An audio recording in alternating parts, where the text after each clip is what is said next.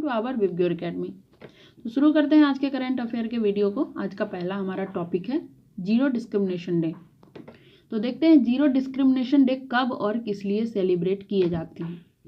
1 मार्च को किए जाते हैं, ठीक है। और ये सभी व्यक्तियों को बिना किसी भेदभाव के रिस्पेक्ट एवं इक्वेलिटी का अधिकार देता है। मतलब किसी भी व्यक्तियों से आप किसी भी आधार पे भेदभाव नहीं कर सकते हैं, चाहे वो वंश के आधार पे, लिंग के आधार पे, जाति के आधार पे। हमारे संविधान में भी प्रावधान है आर्टिकल 17 के थ्रू। आर्टिकल 17 में लिखा हुआ है साफ साफ अस्पृश्यता का अंत। मतलब आप किसी भी व्यक्ति को किसी भी आधार पे आप उसके साथ कोई भेदभाव करने नहीं कर सकते हैं। ये एक दंडनीय अपराध है, इसके लिए आपको सजा हो सकता है। इसका थीम है वी स्टैंड टुगेदर, ठीक है। तो थीम को भी ध्यान में रखना है। और 1 मार्च को ये होता है और किसके द्वारा? संयुक्त राष्ट्र के द्वारा ये सेलिब्रेट किया जाता है, तो ये भी ध्यान में रखना है, ठीक है। 1 मार्च को एक और डे होता है, वो भी हम देख लेते हैं। 1 मार्च को वर्ल्ड सी ग्रास डे होता है। तो अब सी ग्रास क्या है ये देखते हैं। सी ग्रास का काम होता है कि जो समुद्री जीव है उसको शेल्टर और फूड प्रोवाइड करना इसका काम है, ठीक है। तो 1 मार्च को इसको भी सेलिब्रेट करते हैं और किसके द्वारा? यूनाइटेड नेशन जनरल असेंबली के द्वारा ये सेलिब्रेट किया जाता है। सी ग्रास अभी घटते हुए नज़र आ रहे हैं, वो इसलिए वाटर पॉल्यूशन के लिए। वाटर पॉल्यूशन के वजह से ये इसमें कमियां देखने को मिल रही है, जो हमारे जैव विविधता के लिए अच्छी बात नहीं है। तो ध्यान में रखना है वर्ल्ड सी ग्रास डे और जीरो डिस्क्रिमिनेशन डे दोनों। नेक्स्ट है बॉन्ड कंट्रोल पोर्टल। तो ये पोर्टल है, इसको कौन लॉन्च किया है? तो इसको सेबी के द्वारा लॉन्च किया गया है कॉरपोरेट बॉन्ड मार्केट को सरल और सुलभ बनाने के लिए, ठीक है। सेबी का full form securities and exchange board of India. और इसका उद्देश्य है कॉरपोरेट बॉन्ड मार्केट में ट्रांसपेरेंसी लाना, इन्वेस्टर को आसानी से बॉन्ड रिलेटेड इंफॉर्मेशन उपलब्ध कराना। नेक्स्ट है थल्लकी वंदनम योजना। तो थल्लकी वंदनम योजना आंध्र प्रदेश सरकार द्वारा लाया गया है और वहाँ के जो सीएम है चंद्रबाबू नायडू, इन्हीं के द्वारा शुरू किया गया है। अभी हाल फिलहाल में ही वहाँ का स्टेट बजट पेश किया गया है, उसी के अंदर इसकी बात की गई है, इस योजना की बात। ये 2025-26 शैक्षणिक वर्ष के लिए लागू होगी और इसका उद्देश्य है बच्चों को स्कूल जाने के लिए प्रोत्साहित करना, ठीक है। मेन उद्देश्य इसका यही है।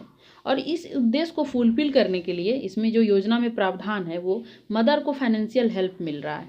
कितना? 15,000 रुपया पर साल। मतलब 1 साल में 15,000 रुपया बच्चे के मम्मी को दिया जाएगा, फादर को नहीं, मदर को दिया जाएगा। ये ध्यान में रखना है, पेरेंट्स नहीं आना चाहिए, पेरेंट में दोनों आते हैं। मदर को दिया जाएगा ताकि वो बच्चे को प्रोत्साहित कर सके कि स्कूल जाओ। स्कूल जाने वाले बच्चों में जो कमियाँ देखने के लिए मिल रही है, घटते हुए क्रम देखने के लिए मिल रहे, उसमें वृद्धि हो, इसी के लिए वहाँ के सरकार ने ये योजना लाए। और ये जो योजना है ये 1 से लेकर के 12 तक के बच्चों के लिए। नेक्स्ट है चक्रवाती तूफान ग्रेन्स, ठीक है। तो ग्रेन्स अभी हिंद महासागर में देखने के लिए मिला है। मेडागास्कर के पूर्व छोटे छोटे द्वीप प्रभावित हुए हैं, ठीक है। और सबसे ज़्यादा प्रभावित अगर बोला जाए, एग्जाम में अगर आप ये आता है कि किसको प्रभावित किया है, तो मुझे लगता है यही आएगा, क्योंकि सबसे ज़्यादा जो प्रभावित होता है वही आता है।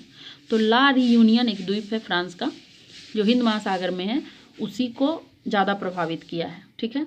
और ये जो चक्रवात है ये बहुत इंपॉर्टेंट होता है आपके एग्ज़ाम के लिए। अभी हाल फिलहाल में एक एग्ज़ाम हुआ है, उसमें भी एक पूछा गया है एसएससी के एग्ज़ाम में। तो आपको ध्यान में रखना है, हाल फिलहाल में जितने भी चक्रवात आते हैं उसको ध्यान में रखना है। तो हम रिपीट कर देते हैं जो हाल फिलहाल में अभी चर्चा में था। एक रेनेल है जो बे ऑफ बंगाल में आया था और बांग्लादेश इंडिया को प्रभावित किया। तो कहाँ आया था और किसको प्रभावित किया, ये दोनों ध्यान में रखना है। दूसरा है आशना अरेबियन सी में आया था और इंडिया में गुजरात के तट पे ये तबाही मचाया है, ठीक है। तो ये भी ध्यान में रखना है। एक है दाना, ये बे ऑफ बंगाल में आया था और इंडिया में उड़ीसा के तट पर तबाही मचाया। और ये है फेंगल, यही है जो एसएससी के एग्जाम में अभी हाल फिलहाल में पूछे गए हैं। ये कहाँ आए थे? बे ऑफ बंगाल में, और इंडिया में तमिलनाडु में ये तबाही मचाए हैं। तो आप देख रहे हैं किस तरह से एग्जाम में क्वेश्चन पूछा जाता है। तो आपको हमेशा ऐसी चीज़ों को ध्यान में रखना चाहिए। जितने भी चक्रवाती तूफान है या फिर जो डे है, ये सब को ध्यान में रखना ही चाहिए, क्योंकि हर एग्जाम में ये एक्सरसाइज है, ये सब हर एग्जाम में पूछे जाते हैं। 1 2 3 क्वेश्चन तो फिक्स रहता है ये। नेक्स्ट है हमारा लोसार त्यौहार। ठीक है, लोसार फेस्टिवल इस बार 28 फरवरी को मनाया गया है। ये मनाता कौन है? तो ये तिब्बत में रहने वाले जो बौद्ध समुदाय के लोग हैं वो नववर्ष के रूप में इस फेस्टिवल को सेलिब्रेट करते हैं। ठीक है, इस बार 28 फरवरी को मनाया गया। हर साल ये अलग अलग डे पे होता है। ठीक है, उनका जो तिब्बती कैलेंडर है उसके हिसाब से जो भी डे आता है, ग्रेगोरियन जो कैलेंडर है उसके हिसाब से कभी 28 फरवरी को, कभी 1 मार्च को, कभी 2 मार्च को, ऐसे जिस दिन वो पड़ता है उस दिन मनाया जाता है। ठीक है, ये 3 डेज फेस्टिवल होता है, मतलब ये फेस्टिवल 3 दिन तक चलता है। हमारे यहाँ जो नववर्ष होता है, न्यू ईयर हम लोग मनाते हैं तो हम लोग 1 ही दिन मनाते हैं, लेकिन ये लोग इस फेस्टिवल को 3 दिन तक सेलिब्रेट करते हैं। ठीक है, नेक्स्ट है एक्सरसाइज डेजर्ट हंट। ठीक है, एक्सरसाइज डेजर्ट हंट 2025 ये राजस्थान के जोधपुर में आयोजित हुआ था संयुक्त विशेष बल के द्वारा। ठीक है, आयोजन कौन करता है? Indian air force. ठीक है, अब देखते हैं इसमें शामिल कौन कौन था। इंडियन आर्मी के पारा स्पेशल फोर्स, इंडियन नेवी के मरीन कमांडो और इंडियन एयरफोर्स के गार्ड कमांडो। तो ध्यान में रखना है कौन कौन था, कहाँ पे हुआ। ठीक है, अब इसी से रिलेटेड भारत की एक्सरसाइज, ये तो भारत के अंदर था। अब भारत का एक्सरसाइज किस किस देश के साथ होता है ये भी देख लेते हैं, क्योंकि ये भी एग्जाम में बहुत पूछे जाते हैं। एक्सरसाइज साइक्लोन की बात करें तो ये भारत और मिस्र के बीच होता है, भारत और इजिप्ट।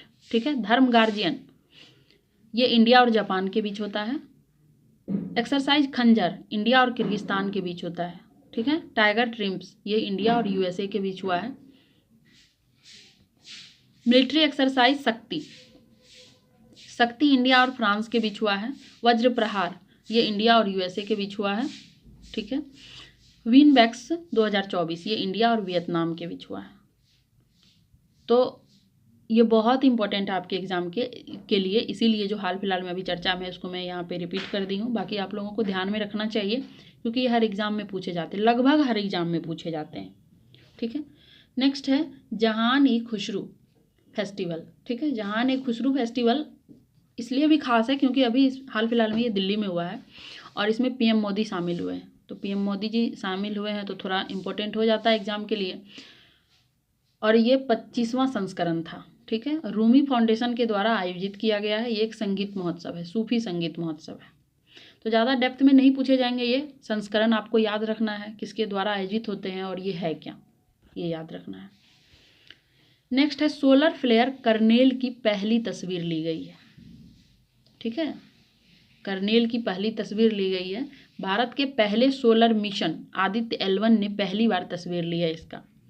ठीक है, तो ये ध्यान में रखना है। आदित्य L1 के बारे में देखते हैं। ये पहला सूर्य मिशन है, इसरो द्वारा इसको लॉन्च किया गया था 2 सितंबर 2023 को। PSLV XL C57 के द्वारा इसको लॉन्च किया गया। इसका जो मिशन ड्यूरेशन है वो 5.2 ईयर है, मतलब लगभग 5 साल के लिए इसका मिशन है।